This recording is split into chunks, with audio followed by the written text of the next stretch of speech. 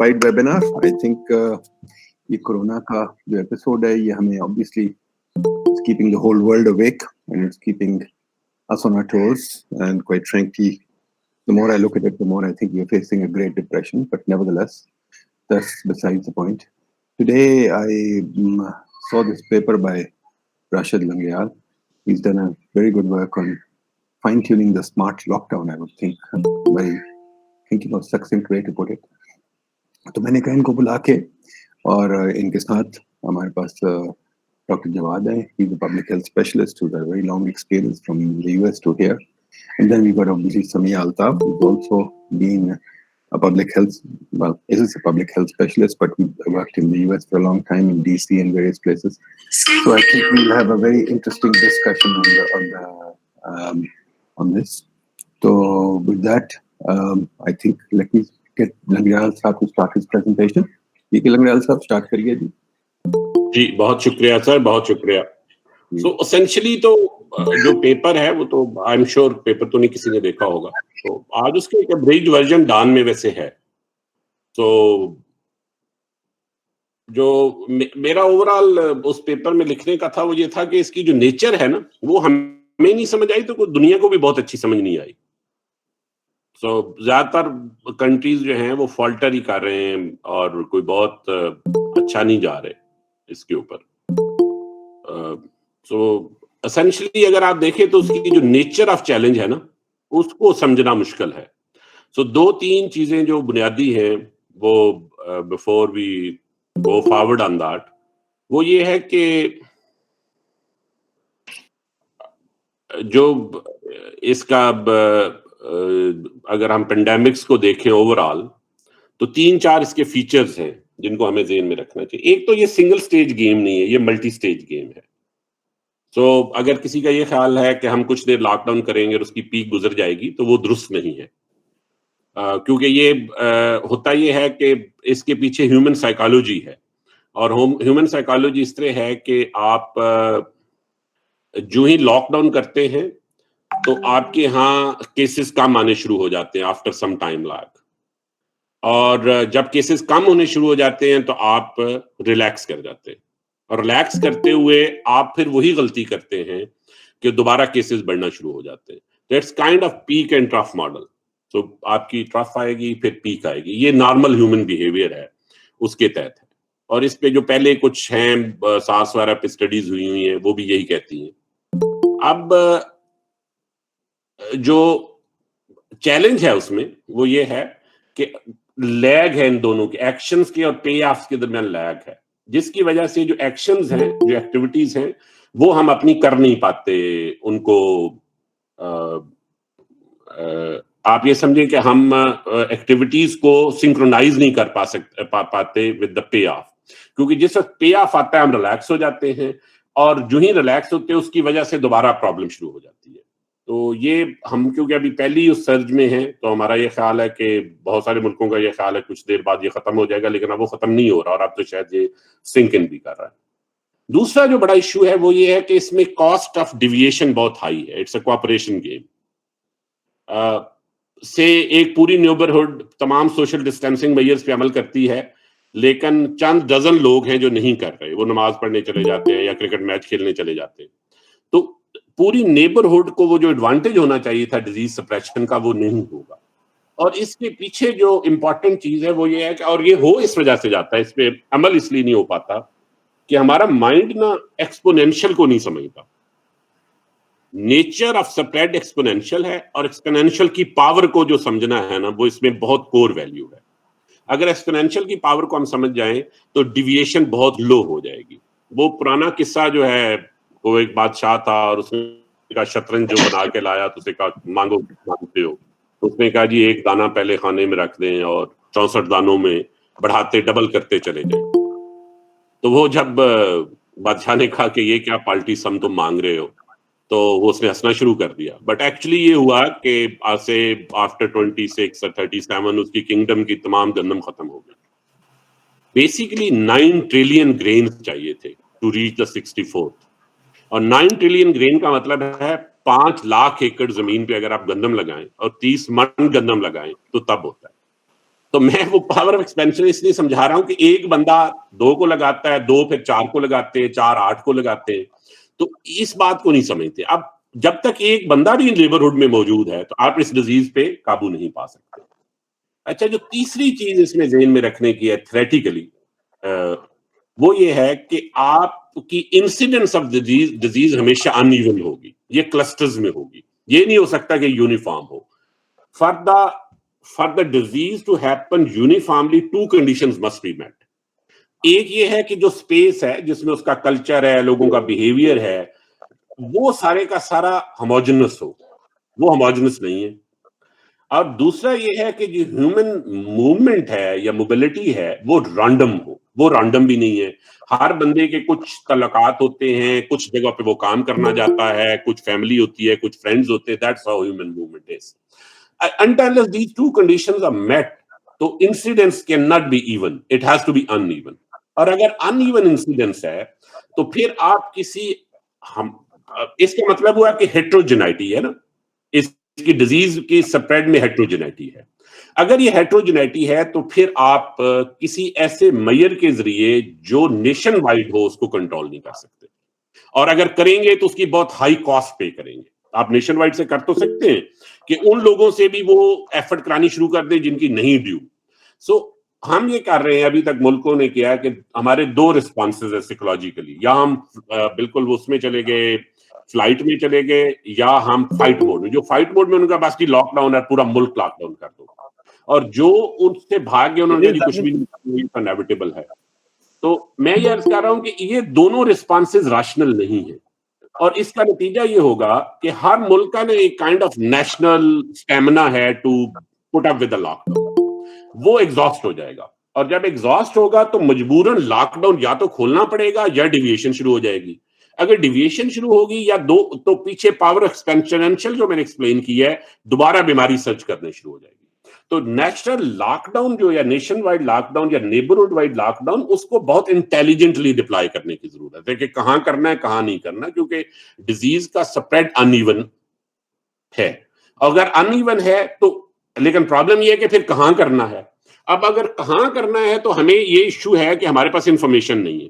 اس وقت جو ہم انفارمیشن پاکستان میں کلیکٹ کر رہے ہیں وہ سمپٹومیٹک کی ہے, وہ اے سمپٹومیٹک کی نہیں ہے. اس ڈیزیز میں ایسٹیمیٹ یہ ہے کہ 30% اے سمپٹومیٹک ہے. السلام علیکم راشد صاحب, sorry for intervening, this is Shahid Mahmood. Sir, ہمارے اس میں کچھ foreign delegates بھی ہے, if you can speak in English, if you don't mind, sir.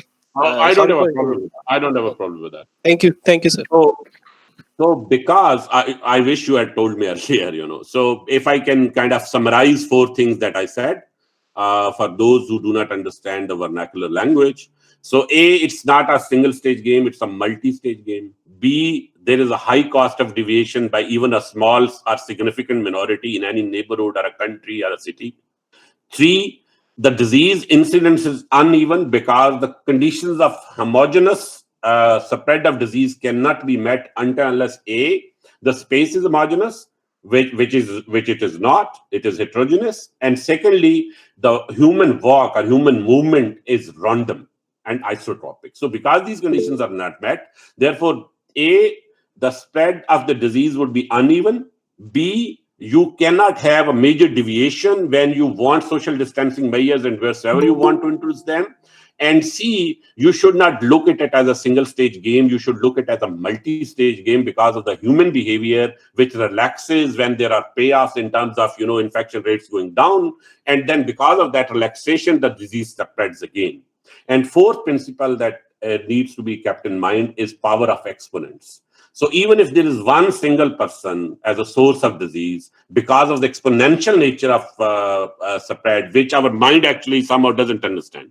In mathematics, we understand, but when we talk about the spread of disease, we do not understand the power of the exponentials. So these in these 4 conditions, and 5th constraint that comes from the society. Different countries have different stamina for a lockdown.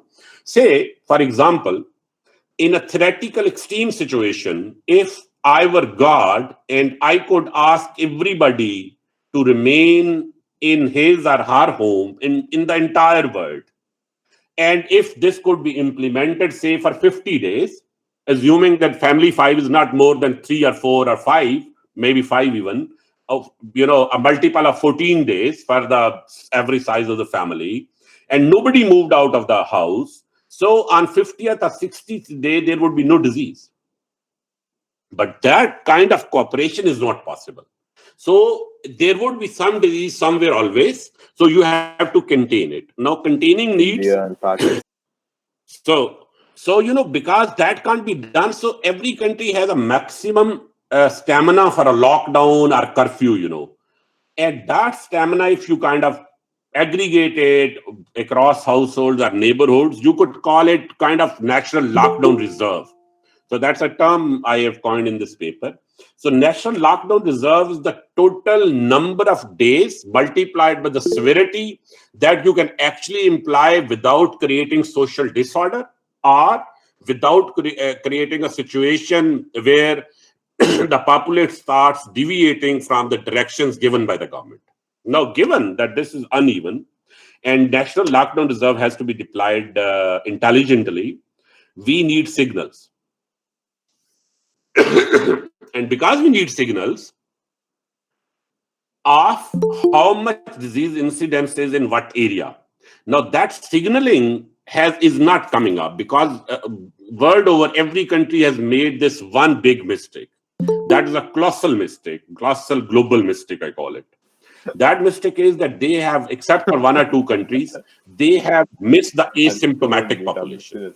Now, the problem is that asymptomatic population is around 30% of the total people who are positive in any society. And because of the exponential nature of disease, even a small number is very big. So 30% is a big number. So even if you start testing those who come up with symptoms are those what we call contact tracing, or anybody who has met them, or suspected communities, or neighborhoods, or places like airports. As long as you do not do randomized sampling, and you do not have a representative sample across the country, and you start testing the symptomatic as well as asymptomatic, you will not know how much disease is located where. Once you have done that, then you can deploy your national lockdown strategy in levels. So you have to have a graded lockdown strategy. So if there is no disease, there is not a single case in a particular neighborhood. I've used some terminology, but that doesn't really matter here. If a particular neighborhood that can be neatly defined and whose perimeter can be neatly guarded has a 0 case, and there has been a 0 case for last 14 days, there is no reason that we should lock it down. Currently, in Pakistan, there are districts where there is no case of a reported case, but we have locked them down. So there's no point in. But problem is that unless we do testing for the asymptomatic, we cannot. We assume that everybody has infection. Practically in implicitly, we're assuming that everybody has infection, has a potential to infect others. So lock down everybody. And which is in terms of days, it has limits. So what I've proposed is that you create small zones. Say in Pakistan, you have 33 million households. So you create a zone of 100,000 population, say 16,000 households. And then, each zone could be subdivided into circles, 10 each, say 1,600 households. And a 1,600 household is a big neighborhood, Or in villages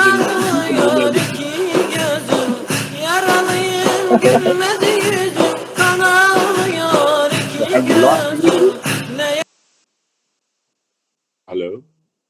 Have we lost everybody? No. We are all here. Actually, I think because this was a public message, so I think some people are trying to just be funny and hack this meeting. I think that Mansoor is taking care of. Oh, okay. Thank you very much. So coming back to where I was. So you divide the country into zones of, say, 100,000 population, but this is not a fixed number. It could be 200,000, depending upon 2 things. The economic cohesiveness of that area and social cohesiveness of that area.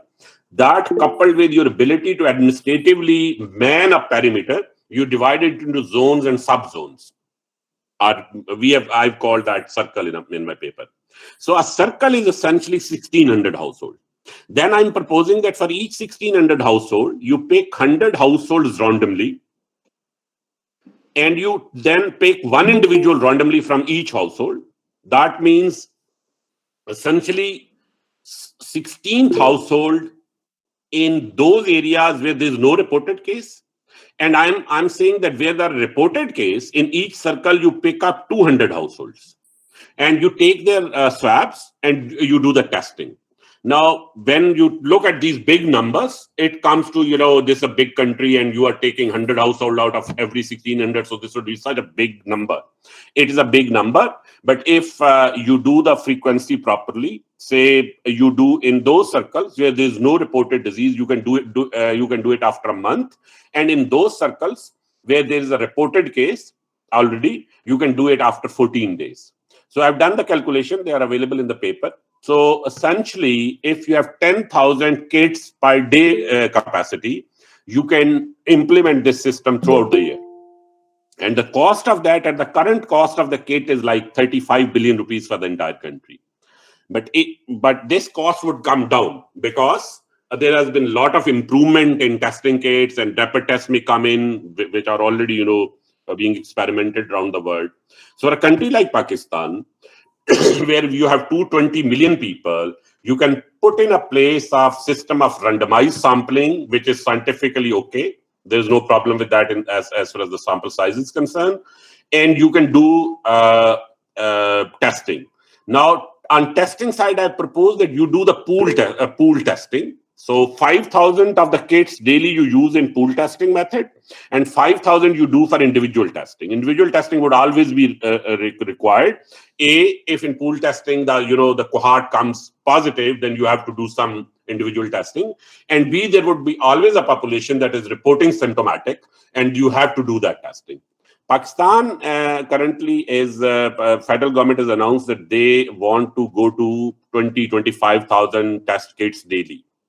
So I'm proposing that even with 10,000 kits, you can start the system. And when more kits are added, you can add more individual testing.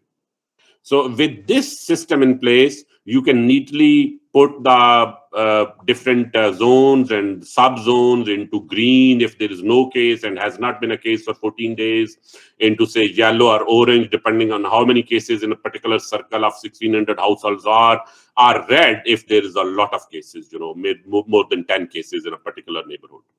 So by doing that, and then there is this graded lockdown, you can say, a smart lockdown. So these 2-3% of the neighborhoods that have really more than 10 cases, currently, the way I have defined the circle, it's 20,000 circles across Pakistan. And you have just 6,000 reported cases. So even if it was evenly spread, you have like 14,000 circles, there is nobody who is at least reported to be infected. But I'm sure there is a difference between what has been reported to be infected and what actual number is. But because the disease is in cluster, you will have always some clusters where it is not.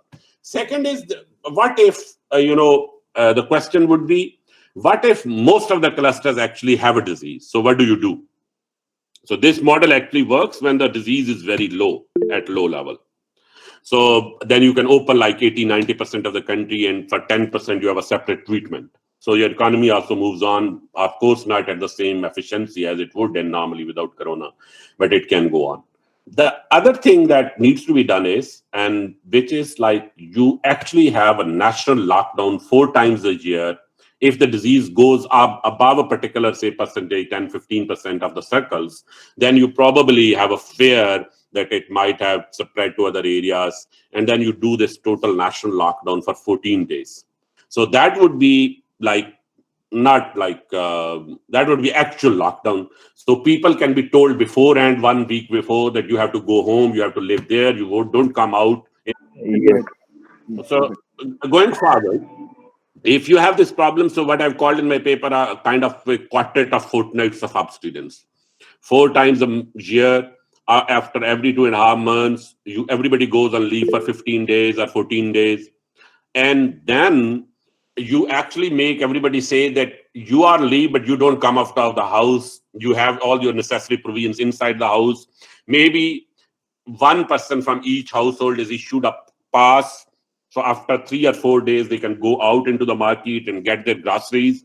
But except for essential, movement, like for medical reasons or something like that emergency, nobody comes out of the house. And for that, you make arrangement for proper PPE equipment, the people that still run those grocery stores and others, and people who are actually coming out and their passes and their fixed times, etc., etc. So those are details. So there's this is the strategic plan that I proposed. And I believe that if this is implemented, so to summarize, massive testing, but randomized. To cut the cost and the effort, you do the not only the sampling, randomized sampling, but you also do the pool testing at a massive scale. And pool testing, I'm sure you by now you would have heard Germans did the experiment, but even in Pakistan, Indus Hospital has done that experiment, and SIMS has done that, and it's as good as the normal testing. So their initial trials say that you do that, and then you kind of put green, red, amber, yellow on different zones and circles. Yeah. So by putting in this zoning system, massive testing, you can actually open 80-90% of the economy, even maybe more, depending upon how the disease incidence is. And then for 10% of the people, zones or circles that are left behind, you should have strict enforcement. The question would be that how can you really put a perimeter and entry and exit control in so much area? So in Pakistan, I'm confident. Like this would be very small number of household, maybe 5 to 10% or 5 to 10% of neighborhoods. I think we have put the quarantine in FATA for 10 years very efficiently, effectively. So we have the capacity to do that, but that capacity doesn't exist on the civilian side, unfortunately. So I think Pakistan Army will have to come in to do the implementation part. But that is the only organization that is left in the country to do the implementation part with integrity, because the lower rung still follows the SOPs that are given, and following the SOP is essential for this kind of intervention, because there is very high cost of any minor or minor deviation that we earlier talked. So that's essentially the paper. Very good, Lamjal Sahab. Thank you very much. I think it's an important thing to consider. Smart lockdowns, हमने भी इस पे थोड़ा सा काम किया था. I think there are many ways, but I think you've got an innovative idea, very good idea. We can, in fact, improve on it. So it's a wonderful thing. Jawad Sahab, आप जरा बताइए. Jawad Sahab has been a public health specialist in many countries, including health system. Jawad Sahab, जरा ये smart lockdown and ये coronavirus का, I mean, I'd like to hear about it. I'd like to also hear कि, I mean, for example, the key thing is, as the Prime Minister keeps saying, that we have huge problem in terms of poverty, the choice between hunger and health. So either we can make us the lockdown smart, or the Prime Minister is deeply worried about the economy. And if the economy goes down by 30%, we have a different problem, which is not unrelated to health also. So please go ahead, Ji. So thank you very much. And Rashid Sahab, I actually gave a quick read to your article last night. And I think... did you get the strategy paper version or the abridged version? I don't know. I got one version which has like, I think 30 some pages. Yeah. That's the full paper. Yes. And it's not an academic paper. It's like policy paper. So, yes, policy paper. So actually, I was very happy to see this, because in my last article, which was published, I think in Express Tribune, I raised this issue that until now, this has been left to the local administration, DC and ACs, how to do lockdowns. Should they do it in a way they want? And somebody called me earlier in the days to ask my guidance about how they can lift the lockdown from a specified area. And I told them, first, you need to tell me how you made the decision to put that area locked down. And they didn't have an answer. And I'm very glad to see at least you are making an attempt to come up with some sort of methodology or thresholds, the way I consider it, that what to do if you have to lock down, and why you should do it, and when you should lift those lockdown hours. So congratulations first on doing this first attempt to look at it on a more proper way.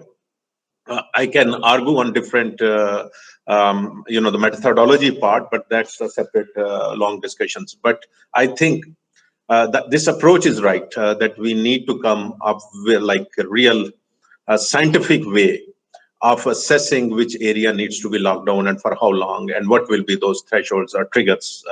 So excellent piece on this. Now I'm moving on to one other component in your paper, which is about pool testing, or the pool testing has is not an issue. It has been done in many studies earlier, so that's not an issue. But in coronavirus, let's say in the coronavirus pandemic context, and for last 15 years, my full-time job has been on pandemics, working on pandemics and outbreaks. So there are few things which I think are missing from those people who have not been directly dealing with the outbreaks as a professional. Outbreaks does not go all in an exponential way up. There is a different stages when the number of cases go up, and then it start to taper off. And the question is when it will be taper off, or when it will start flattening. It does not happen that it has to infect all the population of a certain areas. You have, I think, also mentioned that the transmission is not uniform. It's not like a computer model where each particle has to infect others. Actually, most people live in social circles, confined social circles. There is a certain number of people, they interact in offices, and the certain people are at home. So that's their own circle. There may be 100 people. So you are very correct in that. And similarly, if you look at outbreaks in Italy. Then we can have a discussion. We'll have it later. Okay. Okay. So what I'm saying is, number one, computer models does not apply on actual outbreaks and pandemics, especially on those pandemics where we don't have the key information available. And for this COVID-19 or SARS-CoV-2, we don't know how many people it can infect. If you are exposed, and I will give you an example, if you are exposed to someone with a TB in a room, like 100 people, and they all get the exposure, not 100 people will get TB. So that infectivity rate determines how big the spread is. Definitely COVID-19 has a big spread, but that we don't know exactly how many, what is the level. Its mortality, we don't know yet. The way it transmits to others, we have some information, but no certainty. So when you take those three things out of the model, it put a lot of variability. Both mathematical models fail, and which we have seen from US to UK. And so instead of, now let's do the testing. And what we call to do is zero surveillance. Instead of what you are proposing is doing the same PCR test, which is being happening at this moment. The problem with PCR tests is tell you that today I'm not infected, but there is no guarantee that tomorrow I will not be infected. So even if you do the testing, there is no guarantee that person is in an incubation period and may in fact get infection later. So instead of this, for zero surveillance, what we go for it is antibody tests, which are being developed both in UK, Europe, and US. But there is still challenges for those tests because once they are available, they can be done very quickly on a kit, on a small, and then it can tell you that have you been infected earlier and now you have an immunity or not, or you have a more current ongoing infection. So that's the test for which we will wait. And then we don't need to test the whole country. No country can do it, especially not 200 million people. So what we could do is, and I think you gave a good example of cluster sampling. Cluster sampling could be done, but in specified areas where we need it. It's not about just the availability of kits. How do we know where we need it? Let me complete and then I will answer. So when the cluster sampling, we will normally go, whenever we are managing an outbreak or a pandemic, we will go from where there is the maximum number of cases. It's more value added if I'm doing it in New York as compared to like some small village somewhere else in US. So where you can have a high yield, because it's not the number of kits which is important or the money is important.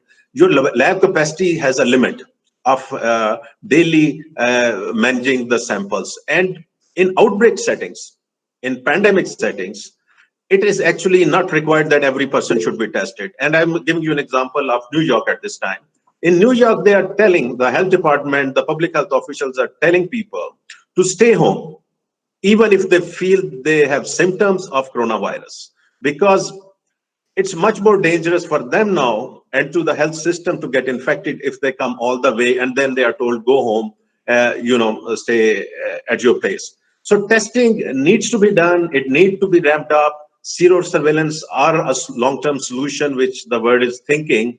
So that's the bottom line. But I think you have made an extraordinary first attempt to make some logical explanation and logical ways of setting up lockdowns, as you said, and smart lockdown and lifting up that. So I congratulate you on that, and I will stop here. Thank you, Jawad Sahab. Thank you very much. Yeah. Do you want me to like comment a bit, or we go? Let's finish this, then we'll do it. So I think it's very good. Samia Altaf is now going to go next. She's a public health specialist also. She's been the chief health officer of DC, etc. And she's worked in Pakistan a long time. Samia, you've been with us for a long time, and you've seen PID also proposed the smart lockdown strategy. I think what Nanjal Sahab has done is correct. We talked about doing a smart lockdown strategy by using the mobile network, and therefore kind of rather than random testing in clusters, but testing in smart clusters. So different strategies, and I'm not going to say one is better than the other. Everyone, it's a question of fine-tuning the strategy. But the main thing, Samia, I'd like to focus you on is, does the government have the capacity to do any of this, or are we just, I had to use the term that the Americans use, pissing in the wind? Go ahead. Samia, are you there? You can't open your mic. Hello? Hello, can you hear me now? Bole. Thank you very much for inviting me to speak. First, I had read the paper. Nadeem was kind enough to send it to me. And so I must say it is a very impressive piece of work. And I hope that some good can be taken out of it. On the issue, I had a couple of clarifying questions about, the testing and about the phasing of the lockdowns, but let me just put them aside and ask them later. Here's how I'm now looking at it. I know that this session is about lockdown and testing, but these are components of the overall response, and I think we should keep in mind the larger context, which is that basically we want an outcome in which the whole population is protected. So the population will either be protected if it builds now at this point, if it has enough of a herd immunity, or it has a vaccine that protects it. So if those two things are not available, then what are we talking about? So we have had the experience of this virus going around the world for the past almost 3 months now, and in Pakistan almost for about 7 weeks. And although in situations like this, data is very unreliable and doesn't help you decide and make smart decisions. But still, just let us look at some of the data that is available, and let's start from Pakistan. Because I think it is important to keep in mind that the cure should not become worse than the disease, which happens in cases if we start panicking. And every day looking at the sticker that comes up that today there are 138 deaths and there are 7,000 new cases and 138 deaths. If you calculate based on just these cases, which is basically people who were tested and tested positive, so it's not even a true picture of the cases because this is a very limited denominator. You find that still, even using these two numbers, people who are infected and people who died, the mortality rate is basically less than 2%. So the mortality rate is less than 2%. And I don't have the actual numbers in front of me, but if you look at mortality rate in Pakistan from heart disease, I can tell you that this mortality rate would probably be less than the mortality rate from heart disease. I say that not to minimize the impact of this viral disease and this epidemic, but just to keep us out of the panic box. Number two, these deaths that are looked at as being very horrific, and I do feel that each death is very important, and there is a dignity and a life that is it's a dignified life, and it is very precious and very important. However, in large public health programs, you don't look at each individual death as an event in itself. You have to look at large populations. Where this individual death would be important would be if we had could tease out the data of this 137 deaths. Where does it, how do we know, where is it confirmed that these were because of coronavirus? It's quite possible that these were in combination with coronavirus, because the behavior of the virus is that it is much more vicious and much more lethal in people who have what we call comorbidities, or who have other underlying diseases like diabetes or hypertension or cancer. Number two, we need to see what was the average age or the age of people who died. We need to see what was their socioeconomic status. What was their access to healthcare services? What was their access to doctors? I raise this because this whole hullabaloo of, a horrible number of deaths that have been happening in New York, that data has been analyzed, and people have now started saying that the large number of deaths in New York have been based on the fact that New York population has very poor, it has lots of poor and recent migrants and who have very little health insurance. So they don't usually go to the doctors, they don't have access to medical services, and they have propensity to turn up in the emergency rooms when they need health services. The deaths are, blacks and Hispanics are about 25% of the city population, and the death rate in them is close to 50%. So if you tease out the data, you realize that the analysis is not that linear. There are a lot of gray areas, and there are a lot of nuances in all of this that needs to be taken into account. Where these individual deaths are important and need to be looked at is where you are designing and catering for clinical services. So if you need, because these critical ICU deaths and hospital deaths, these deaths need people when they become very sick will need hospitals, will need ventilators, will need intra ICU care. So if you look at what's happening in Pakistan, I don't know about the other cities, but in the large 6 hospitals and public sector hospitals in Lahore, the ICUs are actually have very few coronavirus patients. Now, it's possible that those patients have died and have been removed from that. But even in the hospitals themselves, I've been calling consistently for the past 5 weeks, General Hospital in Lahore. They have never given me a number which is more than 2 to 3 patients who are admitted in the wards. And then they say, well, wo bhi jaane wale hain. Those patients are also going to be discharged in a day or two because they are doing very well. So my assumption is that those 3 people did not end up in the ICU. So I think that our kind of panicked engagement with number of deaths and ye ho gaya, wo ho gaya, needs to be tamped down a little bit. That is not to say that this is not a deadly serious problem that we are facing with, and which is why it is very, very important that we remove the panic and we remove these trajectories which are basically red herrings that take us here and there, and focus on what actually needs to be done.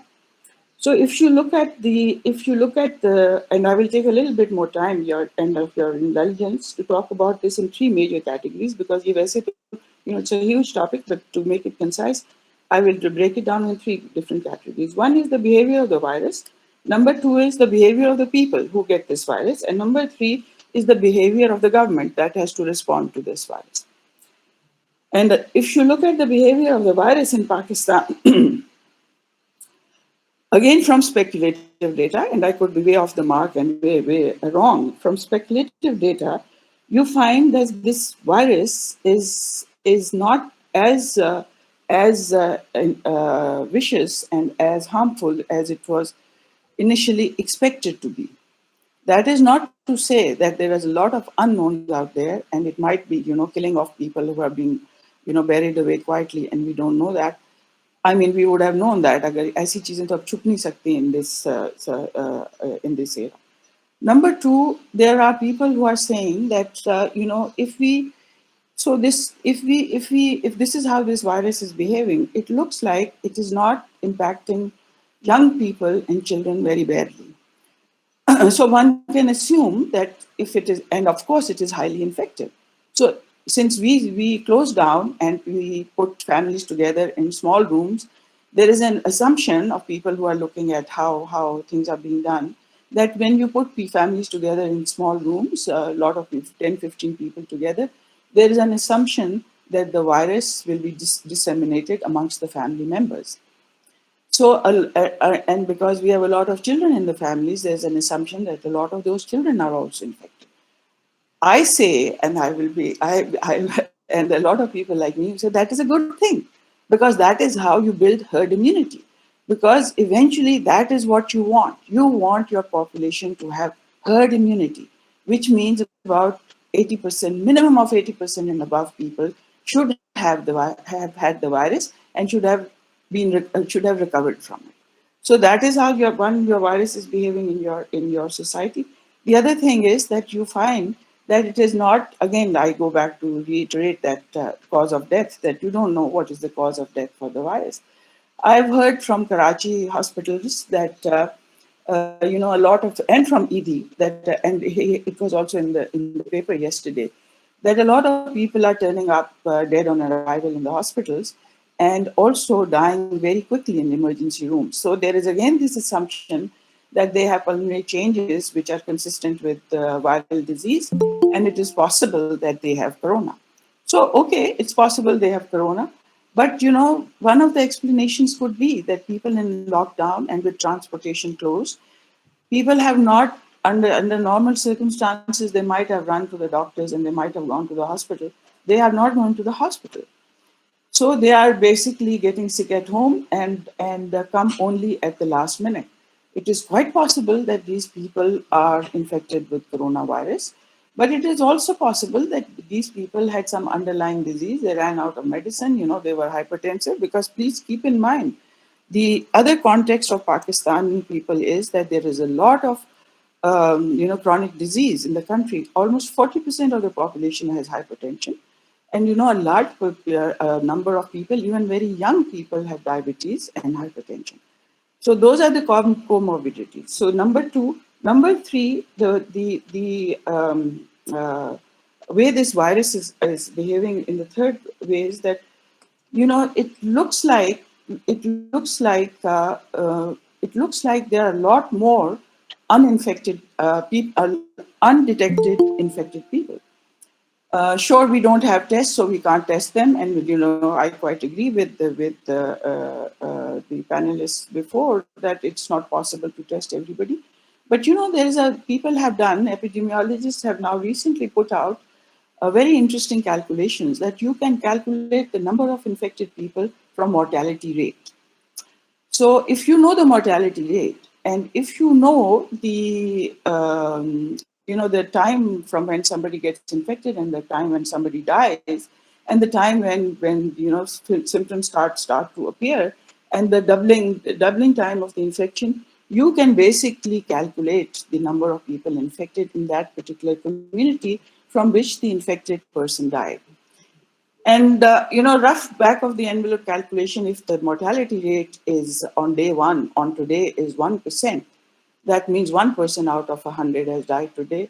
And if the time from infection to death in somebody's, let's say, it has been calculated, is 20 days, because in the first 5 days, symptoms start to appear. And if the doubling time is 5, then you go back in time to 20 days and you find that 100 people were infected at that time. And if the doubling time is 5, you keep doubling every 100 days. After 5 days, it's 200 people. So you can get a general assessment of the number of people who are infected. So you can, from this, even if you focus it on particular communities and find out from which community this person came who died, you can make a calculation of number of people infected. So the action of the virus, you can see the action of the population is such. You know, the paper goes into very nice detail, and Mahmood Saab kind of gave very nice detail about the psychology. Of course, it's a psychological problem.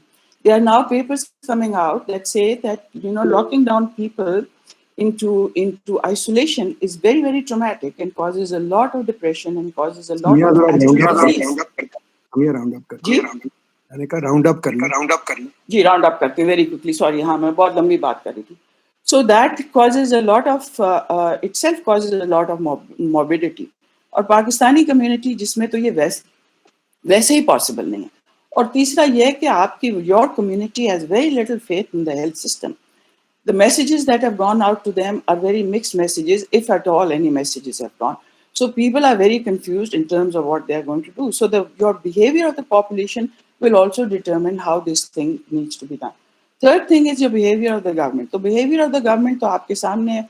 I will say this in a little bit tongue in cheek because, you know, it's people can take it personally. I don't mean that for anybody to take it personally. I'm not trying to be critical. But I think the government's behavior also depends a little bit on the kind of and the range of, number one, their own assessment of what the problem is. You know, जैसे Donald Rumsfeld ने कहा था known unknowns and unknown unknowns, ये थोड़ा सा वो issue है. And number two, also the incentives that people have. You know, if nobody is accountable, you know, if nobody is in charge, whether it is the National the Disaster Management Agency or the Ministry of Health or the Prime Minister's Special Cell or DFID or USAID, if everybody is in charge, then nobody is in charge. So what incentives does anybody have to do anything for which they can be held accountable? So I will stop here. Thank you very much for your indulgence. Thank you, Ji. Okay, Ji. Now let's open it up for discussion. Then we give the panelists a chance to answer. Ahmed Jalal Sahab, you wanted to say something, but very short, please, 2 minutes only.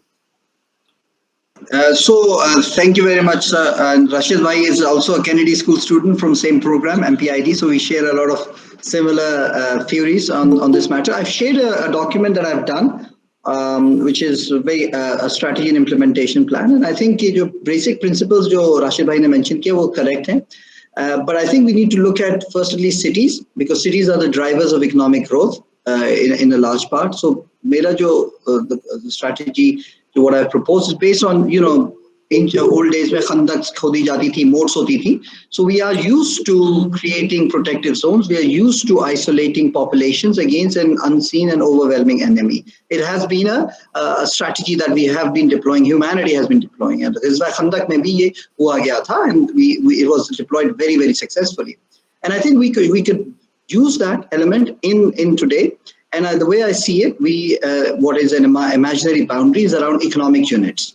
So whether it is industrial zones or factories, जहाँ पे आप population को एक cohesive population को isolate कर सकते हैं, आप उनको रख सकते हैं, and you have the means of the companies to test them, to look after them, because companies आजकल donation बहुत दे रही है राशन के, बजाय वो राशन के donation दें, वो business continuity में invest करें, and they test 50 or 60% of their population, of their people, and whoever is tested is able to come and work over there, and they can kickstart their operations as a result of it. But they can't look after that. They have to look after their homes as well, because homes mein agar phail jayega, and then you'll have a problem. So technically what you're doing is you're creating two protective zones, one at people's societies, at their homes, and one at work, and you enforce it through providing them with protective kits, but this is all the responsibility of the company. So I agree with Rashid Saab that you know, the public sector may not have the experience or the capability to do that,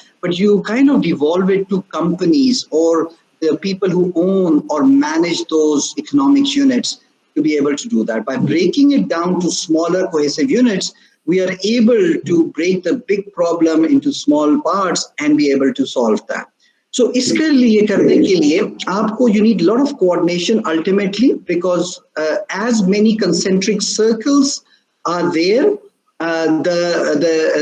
it will be much more reinforcing. It will be much better. اور آپ کے پاس دو جو zones ہیں اس کے درمیان میں ایک passage ہے, and you have companies like Airlift ہے, Careem ہے, which again undertake to test 50% of this stuff in order to get back into business, and they will do that because a day of lockdown is much worse for them. And so you create these zones, protected zones, and connect it through these safe passages. You're able to at least kickstart the economy, or at least parts of the economy that are willing to do that. We are spending a lot of money in terms of ration and donation. I think we can do that by doing this long-term strategy. And of course, it will need some kind of coordination. It will need a lot of coordination either through the Chief Minister's office or the PDMA. Able to do that. We've been holding these meetings last month.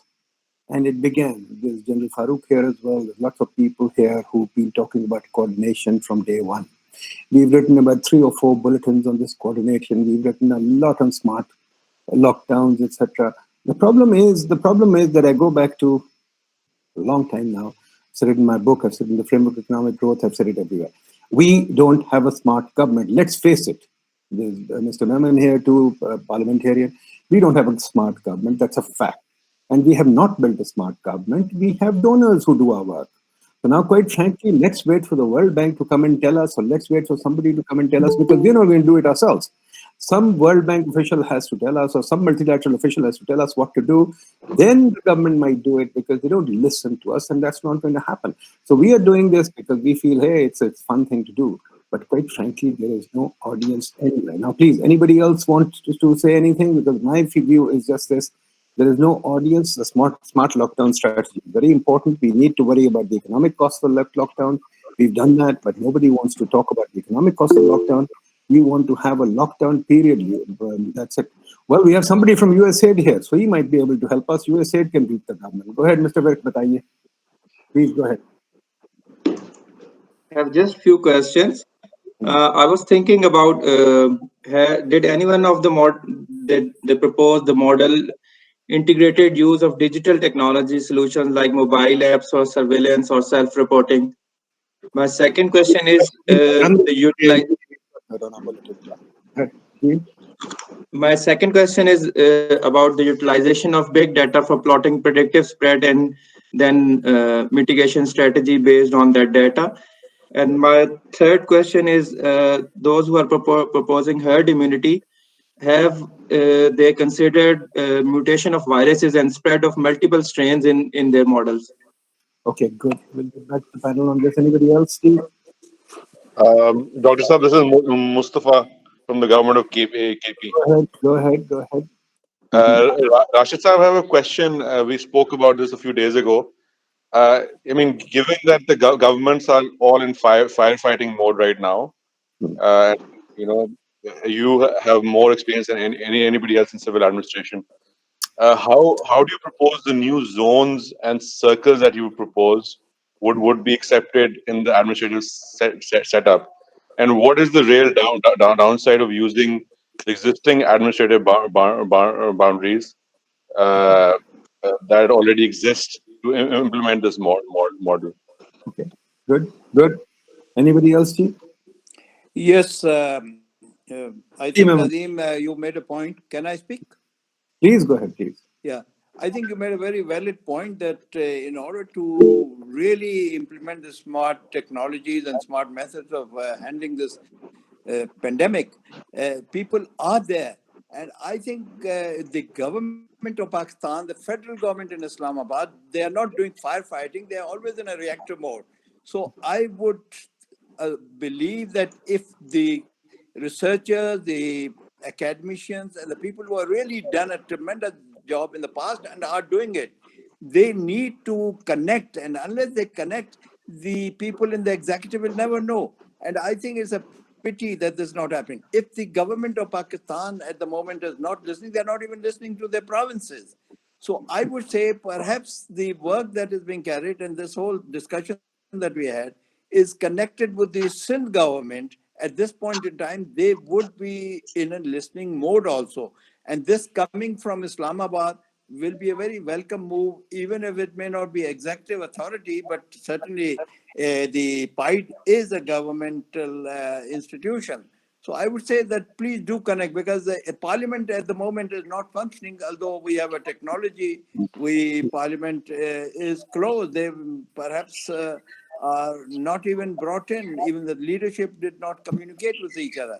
So I think much that we desire a unity of thought, unity of action, but I think it's a hope that one day they will listen to all us, the professionals, because there's no other way for them to survive and help Pakistan. And I would agree that if we all looking towards the international institution and not our institution, I think it's a pity, because we have invested a lot and there are a lot of billion people, like we just heard some of the people today. There are many others. I think they should be heard. There should be a way to connect it. And I think let's think about maybe the one of the things that Nadeem, you should really organize is to say how to really bring the information to the decision makers or the executive people. Thank you. Thank you. Thank you. Ji, anybody else? Sir, I want to have one comment that although it's a good start, it's a good initiative. However, it needs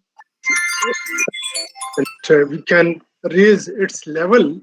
One aspect is regarding existing social capital in our society that may be used at multiple levels, at the level of awareness, prevention, implementation, and in the context of our 16-dimensional social capital matrix, which as indicated existence of social capital in number of dimensions, community to community, individual to organizations, government to government, and like that. Over there, if we apply existing data of NADRA, and we can have developed our this implementation model with less cost and in efficient mode. Thank you, sir. Excuse me, may I contribute one point? Go ahead.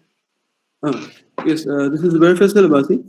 I have a small experience of working in a public health program with APNASET, Association of Pakistani Physicians of North America. We actually did sort of an experimental design, and it was exactly based on creating units of households, exactly miniature of what Rashid Langdiyal has actually proposed, and PIDE has actually tried to capture in smart lockdown situation, which is a bigger one. In the unit, and we created actually clusters of 500 households, and we did a baseline, and then we did some health education interventions there, and we kept on measuring on certain indicators that how health seeking behavior of people and how the health outcomes are actually coming out of that project, and how much vaccination was increasing and child growth and stuff like that. So this cluster approach, a smart lockdown approach, has actually been tested in Pakistan on a very miniature level, and this can be scaled up. What it actually helps you is to have a very focused, razor sharp focus on areas which can be infected and which need specialized kind of interventions. Maybe better health services, maybe field hospitals there, maybe certain kind of behavioral change communication things. So this is something which is very scientific and doable, and it gives you a very, very microscopic as well as a bigger picture scenarios. So this is what I can say, that this has already been done in a certain fashion in Pakistan, and frankly, this what this program is called Women Workers Program, that is also based on clusters. They have divided things in clusters. So this approach, cluster approach, is very much doable, and this is perhaps desirable as well. Thank you very much. Nadeem, I have a quick question, please.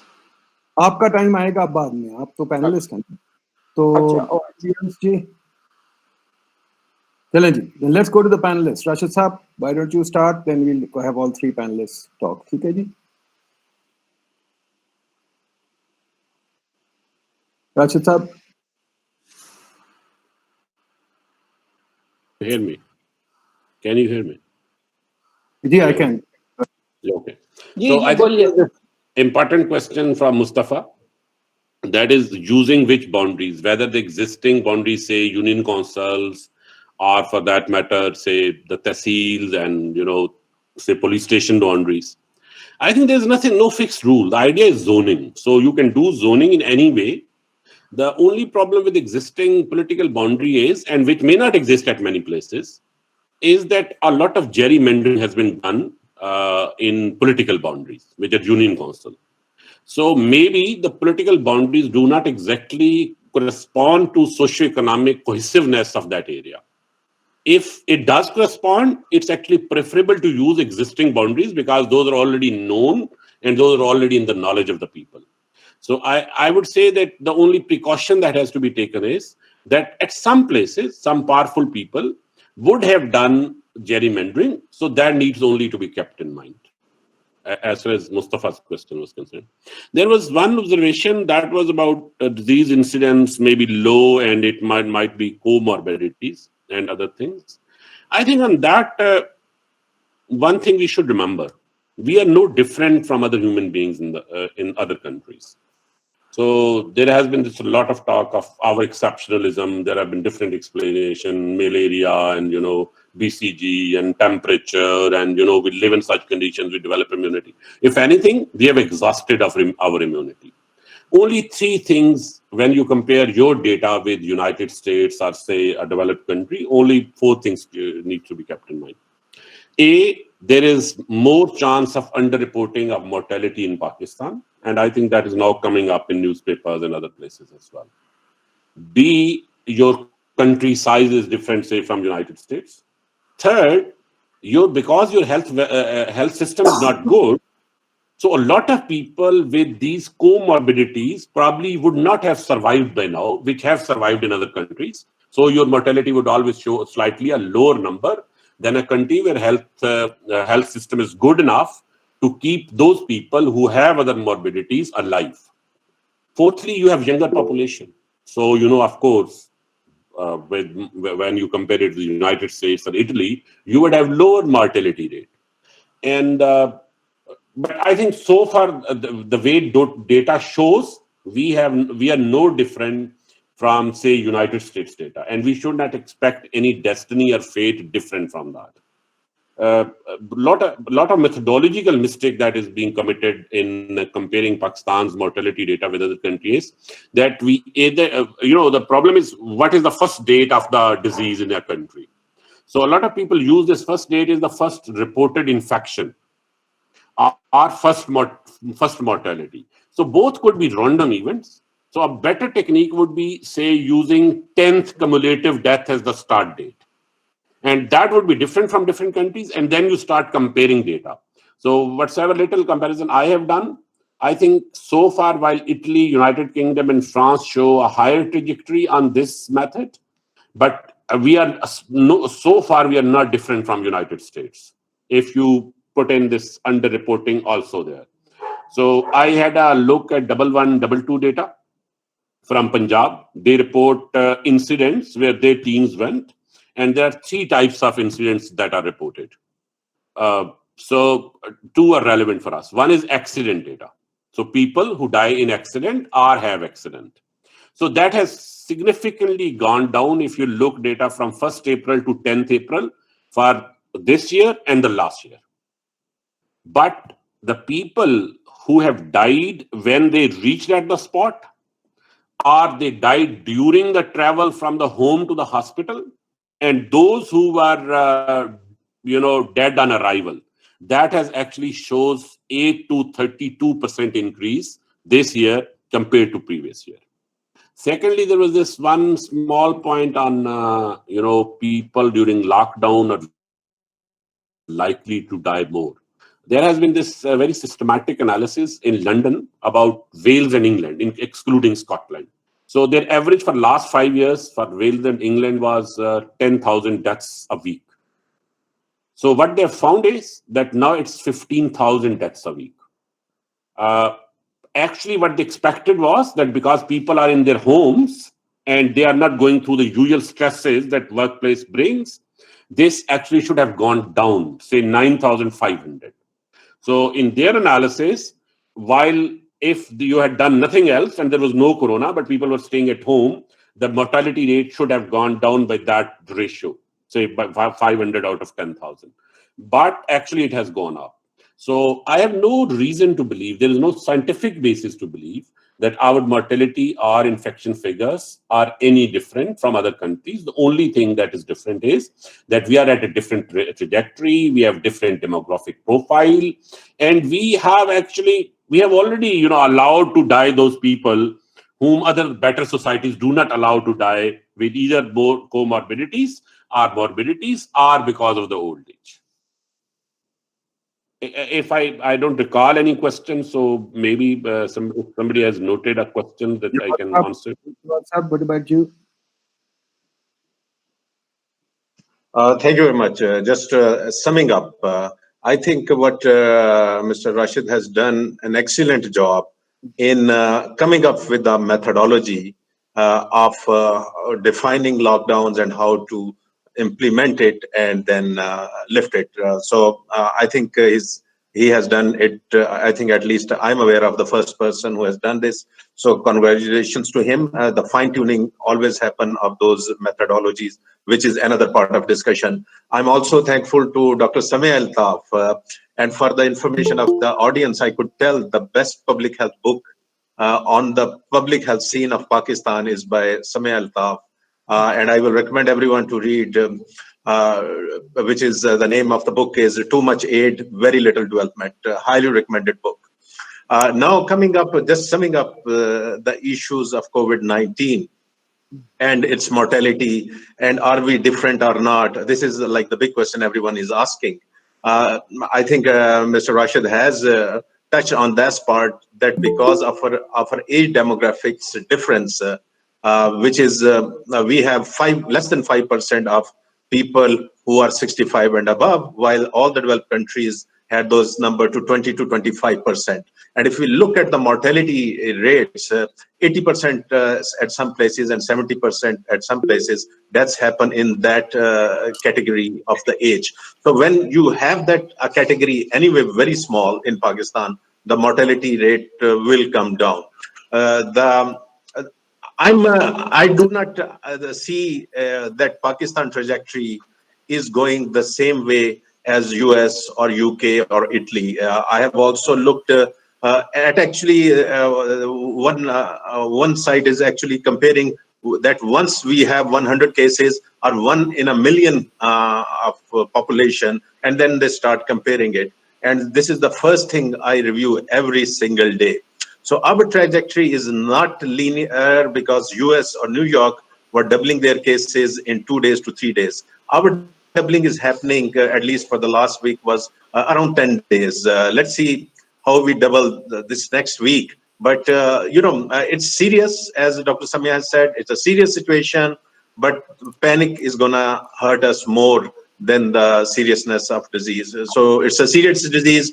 It's once in 100 years pandemic. So don't take it lightly, but also be rational in decision making, and decision making should be based on science. And I think one of the person, I think Memon mentioned or someone else mentioned that there are so many cooks who are from the government side who are trying to take lead of this pandemic. That's not how you fight wars. You need to have a single command. Now we are seeing there are like Ministry of Health does not have a command, and DMA does not have a command. There is a focal person. There is again on top of it is another military group which is National Coordinator Cell or something. So there are so many groups I feel, and then the provinces. So I think the immediate need is that government should sit down with its partners and come up with a single command structure with those people who have experience in dealing with outbreaks and pandemics. So I will end here. Thank you very much. So, Samia Bibi. Anji, very quickly, thank you very much, Dr. Rana, for this. Thank you for this endorsement. मेरी आवाज आ रही है? बिल्कुल आ रही है. अच्छा, मेरा कोई confusion हो रहा था. I actually, this is such a smart group of people, and everybody has such good ideas. Many things can be done and many have been tried have already been tried and tested in Pakistan. The crux of the matter is that it is who is going to do it and how is it going to be done. The government has shown a remarkable unresponsiveness to the technical expertise that is offered to it, and it is continuing to go and do what it does in a fragmented way, as Dr. Rana just mentioned. It is very indicative that in this time when of such emergency, the parliament is also closed. You know, this is a time when emergency legislation can be done to make it easier for some of the implementation plans to be implemented. But there you are. So I'm going to ask this question, which is open for discussion, and I suggest Nadeem at some point have a mini discussion on it. Everybody says कि देखें government हमारी बात नहीं सुन रही, हमने उनको भेजा, हमने उनको बताया, कोई उनसे सुने, कोई उनके तरले करे, कोई उनके मिन्नतें करे. The question that we need to ask ourselves is that why is it that the government is not listening to us? Why is it not listening to PIDE? I personally say that they have no need to, because there is who are they accountable to? You know, if they were accountable to us or they were accountable to the people, they would listen to us and they would listen to the people. So I think यहाँ पे, because this group में बहुत experienced लोग हैं who've been with the government, who've been with the in many areas, I would really like for them to reflect on this. Okay. So thank you. Samia, so देखिए जी, I think Samia wrote this lovely book, So Much Aid, So Little Development. We did a session on that in PIDE a while ago, about 2 months ago, 3 months ago. But I'd like to quote another very lovely book by a Senegalese woman called Dambisi Moyo, who answered your question, Samia. Her book was, I forget the name now, but her book said basically that in Africa, she was talking about Africa, that the governments are not answerable to the local people. She's worked for Morgan Stanley or Goldman or something, and she's still there. She's become a big commentator, wrote a book on America too. She says the governments are answerable to donors. So they are only looking to their own constituency. They're not looking to the local people. And that's a fact. And let's agree that, you know, that's the way they're looking. In fact, right now, the socioeconomic plan has been, for the government, has been made by the UNDP. The annual development plan has been made by the World Bank. So that's where things are right now. Now, the question is really, yeah, this is a deep issue and we have to face it. But like everything else, we'll muddle through it. We muddle through so many crises. We'll muddle through this one too. And obviously, the first reaction of the government was to beg for debt forgiveness. And yes, they'll get some debt forgiveness and they'll be happy with that. But the rest of the economy can wait. It doesn't matter because, quite frankly, nobody has the time to think it through. Now, the issue is lockdown can be made very smart. Testing can be made very smart. We all know that. And yes, we can have umpteen models to study it. And yes, we can. I think the best form of lockdown really is rather than do random clusters, we can make clusters via tracing the networks. After all, this disease, the network, it's spread by networks. And I just know the LSE Nobel Prize winner, I forget the name guy, he has made a model using networks to track the disease and to have smart lockdowns based on that. So there are lots of things available. But it requires domestic capacity to handle it and to be able to come up with mature suggestions that some forum can discuss. Unfortunately, Nisar Saab, Parliament and all the government, I don't blame this government. Sorry, it's not just the government. This government. I don't think this government has ever, our government, even Musharraf's time, even Zia's time, even the martial law or the democratic government, we've never invested in research. We've never invested in thinking. We've never invested in a smart government. And this is what I keep writing about in my book also, that we need to develop a smart government. I don't know whether the corona will cause it or whether it will require another disaster. But right now, we don't have one. And right now, we have to live with what we've got. So thank you very much, folks. We'll continue to ruminate and reflect because that's what we do. And hopefully, Monday, we'll reach. I don't want to end on a despondent note. I think the government does listen, but it's with a long lag. Another thing that I've been researching for a while, I think the government listens with a long lag, provided we can make enough noise and the decibel level is so high that they listen. One example that I'll give you, which is very interesting, is that the noise that we've been making on high-rise in cities, now Imran Khan has picked it up. But it took 10, 20 years for it to reach him and some parts of the government. And some other parts of the government were still resisting. The same thing, for example, the noise that economists have been making on openness of trade did reach the government, and now they accepted it, now they're going back on it. Similarly, the same thing on the central bank, the noise on inflation has got to the government, and they have reacted to it. So there are some things that the government listens, but it's a very long lag. So it really depends on us on how much of a noise we can make and how much ideas we can present in the public domain. That is why I do this and PID does this, because we want to create the decibel level so that, because Islamabad is a very, very long way, even though we live in Islamabad. Islamabad is a very, very long way. So there has to be a lot of noise for Islamabad to hear us. So folks, help me keep making this noise. Hopefully one day we'll be heard. All the best. We shall meet again soon. We'll plan something else soon. Thank you. Thank you. Thank you.